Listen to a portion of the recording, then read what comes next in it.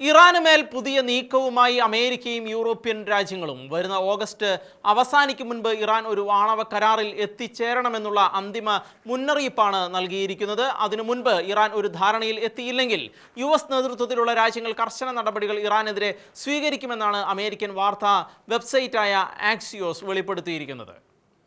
US state secretary Marco Rubio France, Germany, Britain എന്നീ രാജ്യങ്ങളുടെ വിദേശകാര്യമന്ത്രിമാരുമായി ചർച്ച നടത്തി. ചർച്ചയിൽ ഇറാന്റെ ആണവ പദ്ധതികളായിരുന്നു വിഷയം. ഇറാനുമായി ആണവ ഉടമ്പടി സ്ഥാപിക്കാനുള്ള അവസാന സമയം ഓഗസ്റ്റ് മാസമാണെന്ന് യോഗത്തിൽ തീരുമാനമുണ്ടായതായാണ് റിപ്പോർട്ട്. ഓഗസ്റ്റ് അവസാനം വരെ ഇവർ ഇറാന്റെ നടപടി പ്രതീക്ഷിക്കും.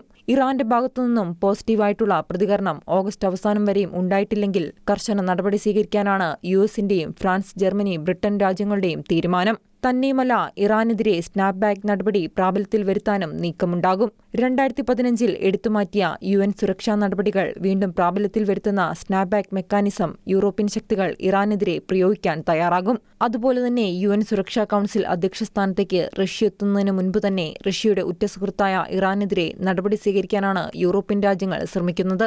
ഇറാന് നൽകുന്ന മുന്നറിയിപ്പിൽ പറയുന്ന നിബന്ധനകൾ ഇവയൊക്കെയാണ്. 1. അന്താരാഷ്ട്ര അറ്റോമിക് എനർജി ഏജൻസിയുമായി സഹകരിക്കുക. IAEA-യുമായുള്ള സഹകരണം പുനരാരംഭിക്കുക. 400 കിലോഗ്രാം സമ്പുഷ്ടീകരിച്ച യുറേനിയം ആണവ കേന്ദ്രങ്ങളിൽ നിന്നും മാറ്റുക എന്നിവയാണ് പ്രധാനപ്പെട്ട നിബന്ധനകൾ.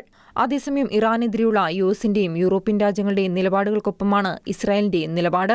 ഇസ്രായേൽ പ്രധാനമന്ത്രി ബെഞ്ചമിൻ നെതന്യാഹുവിന്റെ അമേരിക്കൻ സന്ദർശനത്തിൽ US പ്രസിഡന്റ് ഡൊണാൾഡ് ട്രംപിനോട് ഇറാനെതിരെ യൂറോപ്യൻ രാജ്യങ്ങൾ സ്വീകരിക്കാൻ പോകുന്ന സ്നാപ്ബാക്ക് നടപടികൾ തടയരുതെന്ന് ആവശ്യപ്പെട്ടിരുന്നു. കൂടാതെ ഇറാനെ വേഗം ഒരു ആണവ കരാറിലെത്തിക്കാൻ ട്രംപ് സമ്മർദ്ദം ചെലുത്തുമെന്നാണ് ഇസ്രായേൽ വിശ്വസിക്കുന്നത്.